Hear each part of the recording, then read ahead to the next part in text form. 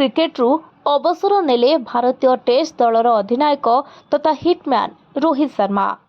अप्रत्याशित खबर क्रमे से क्रिकेटर लंबा फर्माट्रु अवसर घोषणा करिसेंते।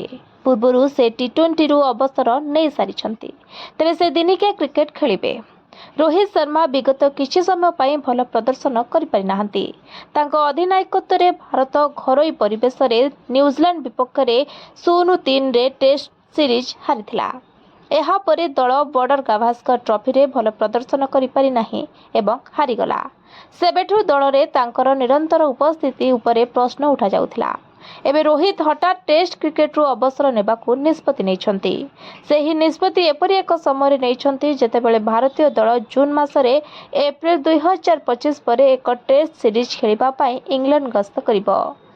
Bureau report, voice of Odisha live.